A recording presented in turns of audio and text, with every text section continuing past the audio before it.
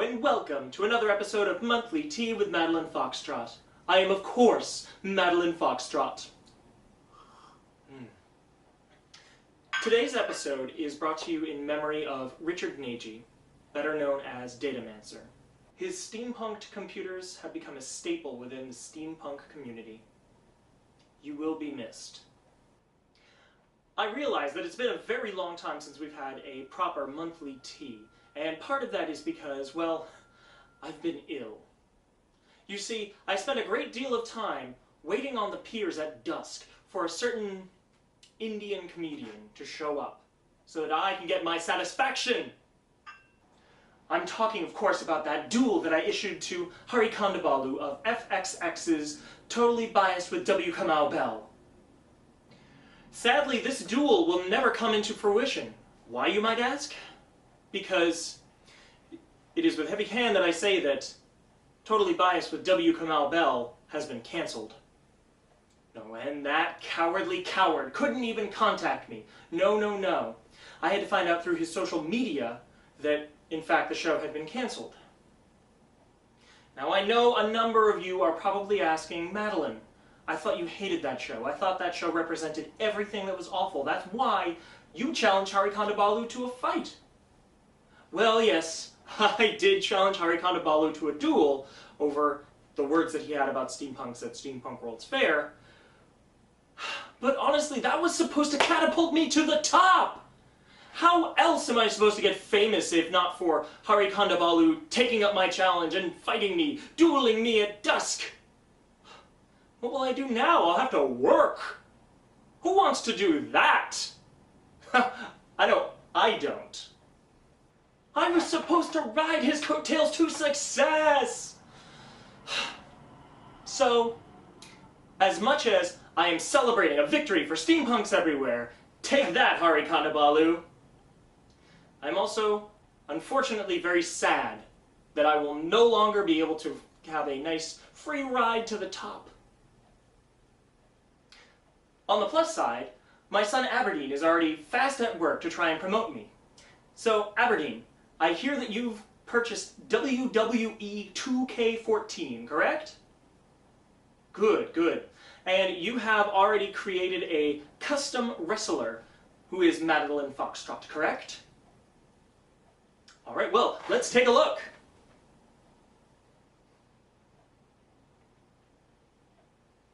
Oh good, that's a very good likeness. That's incredibly good. Whoa. Why is Madeline Foxtrot a man? Okay. I'm being told that Madeline Foxtrot is a man so that she can fight the male wrestlers, because it's very hard to actually win the WWE title if you're a woman, apparently, in the game. Alright, okay. From Brooklyn, New York, Madeline Foxtrot.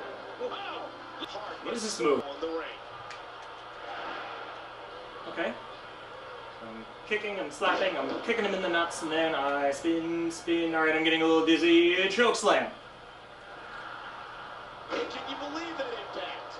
He's looking at it. And you too can have Madeline Foxtrot face The Rock in a one-on-one match. Speaking of selfish jerks, the holidays are coming up. And by that I mean that Christmas is coming up. I mean, Chanukah has already passed. What? I'm sorry? What? Yeah, no, Chanukah, that's what I said. No, I know, it says CH, but no, that's... Wait, it's pronounced Hanukkah? I mean, I know what Hanukkah is. I thought Chanukah was something completely different. Okay, so they're the same thing, but why is there a C in this one but not in that? Fine. You know what? To save us all a little breath, I'm just going to call it Cha-Cha-Ha-Ha, okay? Cha-Cha-Ha-Ha occurred the day before Thanksgiving and lasted for 8 days. But I know that everyone, be you gay, straight, Jewish, indigenous American, can all get together for one thing this season. I'm talking, of course, about presents! So keep in mind, the spirit of this holiday is in giving, not receiving. That's why I, Madeline Foxtrot, want to know what you will be giving to Madeline Foxtrot. Well, if you're stumped, because I know I can be very difficult to buy for, but if you're absolutely stumped, I've made a list of 5 things that you should purchase for Madeline Foxtrot. Okay, here's down here. Let me just put 5 things. Number 1, real Victorian clothing. Now, I'm not talking about this namby-pamby, reproduced from patterns crap. No, I'm talking vintage Victorian clothing. That is what I wear. That is the only thing I wear. I am, after all, a steampunk. I must have standards. Alright, number 2. Oh yes, a copy of the most steampunk and therefore greatest movie of all time. I'm of course talking about Van Helsing, starring Hugh Jackman. Now my writers crafted a fairly lewd comment that I would make about Hugh Jackman, considering that he also starred in the Wolverine movies. However, I am an upstanding Victorian woman, and therefore I shall not repeat it. Though I will tell you, it had to do with whether all of his bones were made of adamantium. Reow. Number 3. Ah yes, the bones of Jules Verne. For reasons. Number 4. My own steampunk convention. Yes, I would love to have my own steampunk convention. Honestly, these things are cash cows. That's why you see them popping up all over the country and disappearing without a trace. My assumption is that the con chairs make so much money that they can retire off of them after one convention and never have to talk to anyone in the community again. Do you have any idea how much I would love that? But this model also tells me that San Diego Comic-Con, Dragon Con, New York Comic-Con, all the major cons have terrible business models. That's why they've lasted for so long. They need to keep recouping their savings. Ah yes, and the final piece of what you can get Madeline Foxtrot for Christmas this year. Fan art. I've noticed that there's a severe lack in the amount of Madeline Foxtrot fan art. Surely I have fans. Surely there should be art about me. Here, I'll pose for you for a moment.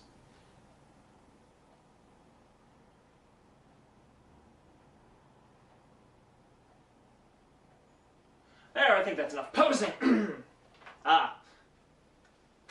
Now, ladies and gentlemen, I love the holiday season like everyone else. But honestly, there's something going on right now that really burns up my Yule log. On November 28th, Amazing Stories Magazine Online released an article by Felicity Savage, who is an author. In this article, Miss Savage talked about the selfie and how one can never truly capture the essence of themselves within it because, well, we can't seem to give ourselves enough objectivity. Meaning that essentially we can't remove our sense of self from the art that we are producing with our camera phones. She then goes on to make a deeper point that there's so much talk about representing diverse voices. It's a good thing to have stories written by lots of different sorts of people. Of course it is. But the call for diversity is usually interrupted with deadly literal-mindedness as a call for more characters who are female, black, Asian, what have you. Why are we all so keen to see ourselves on the page? Yeah, what's with that? Right? We don't need to see ourselves on the page. That's not why I pick up a book. I pick up a book so that I can forget who I am and engross myself in the story. She then goes on to discuss an incident reported by the angry black woman at WizCon in 2010. And her representation went like this. Fandom has tried to develop this literal-minded concept of diversity in real life with the establishment of safe spaces for female and non-white fans at conventions. It hasn't always worked too well, owing to a problem with gawkers. The angry black woman, a blogger, had an unfortunately typical experience at WizCon 2012. Her squee was harshed by people who just stared into the POC safe space room like it was a particularly interesting zoo exhibit, complete with pointing. Of course they did! What are you doing in there? I don't know! That means I must know! I need to find out! What kind of evil plots are you hatching? Are you talking about me? You must be, that's why I can't enter. Clearly I'm of keen mind and good intentions, now let me in! Now, ladies and gentlemen, I am not a racist. You all know this. And besides, racism ended when Rosa Parks refused to stand. The RNC just proved that on Twitter. So we should all feel safe to be in any spaces. I know I do. I feel safe wherever I go. Now, I don't see race, ladies and gentlemen. People tell me that I'm white, and I believe them because I vehemently want to know what goes on in POC safe spaces. Stop talking about me! But I digress. The point of the article wasn't to say that diversity shouldn't exist in speculative fiction, because we ourselves are a diverse group of people. In fact, the more we make diverse characters, well, to be honest, the article wasn't terribly specific. But essentially, Savage also states that what speculative fiction does well is diversity on the species level. Our aliens, dragons, orcs, and even, or especially, our far future selves ask us, in as many ways as there are books, what it means to be human. Racism's over, folks. Just because 99% of the protagonists in speculative fiction are white until proven otherwise, doesn't mean that we need non-white, non-straight, non-cisgender protagonists or characters. No! The more characters are like real people, the less believable they are in speculative fiction. That's why the protagonist in my wildly successful speculative fiction novel, Madeline Foxtrot and the Hall of Potential Attractive Suitors, Infinite Powers, as well as amazing popularity, is absolutely nothing like me. See, I let the protagonist, Madeline Foxtrot, be herself, and I never once reveal whether or not she is white. She is, but I never reveal it. It lends itself to a lot more creativity. And you see, by distancing myself so much from Madeline Foxtrot, I'm able to show the objectivity that Savage says is so lacking in non-white, non-straight, non-cisgender stories. Oh, and did I mention that the supporting characters in Madeline Foxtrot are not gratuitous examples of people of color? No, no, no. See, I show a vast array of different species, so that way it doesn't feel like I'm shoehorning in people of color. This creates a much more realistic speculative fiction novel. Let's take the orcs, for example.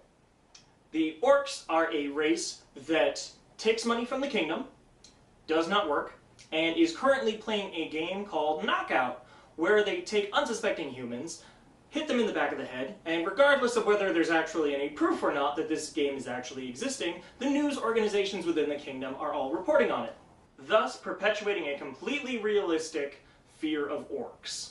Or if we want to take a look at the goblins. The goblins are a landscaping race. They're very dirty. And they all entered the kingdom illegally. So Madeline is working very hard to listen to their concerns, but also move them out of the kingdom. And don't get me started on those troglodytes. Let me tell you. Now, we never actually show them in the novel, but they are from a third world country, and they are only ever talked to. Madeline contacts one through her magical speaking portal so that she can get some tech support in her castle. Oh, and then there's the Chinese.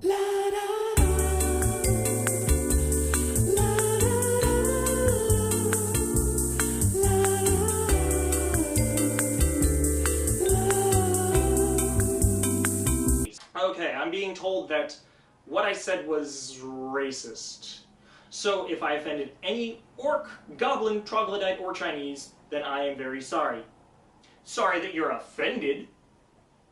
And besides, I was just following Felicity Savage's advice that it's better to talk about fictional species than it is to actually talk about the inequalities within our world that actually concern different people of color, different sexual orientations, and different genders. That's all I'm doing. It's more worthwhile than talking about the people themselves, right? Am I right? I'm being told I'm not right. Well, that sounds like it's the end of our tea. Thank you very much for tuning in. Oh, and next week's episode is going to be very special because I'm going to read some of the wondrous fan mail that I've gotten from suitors throughout my Facebook Other folder. And we're going to have a very special interview with the jolly red fat man himself. I think you know who I'm talking about. So as always, have a lovely day and a lovely tea.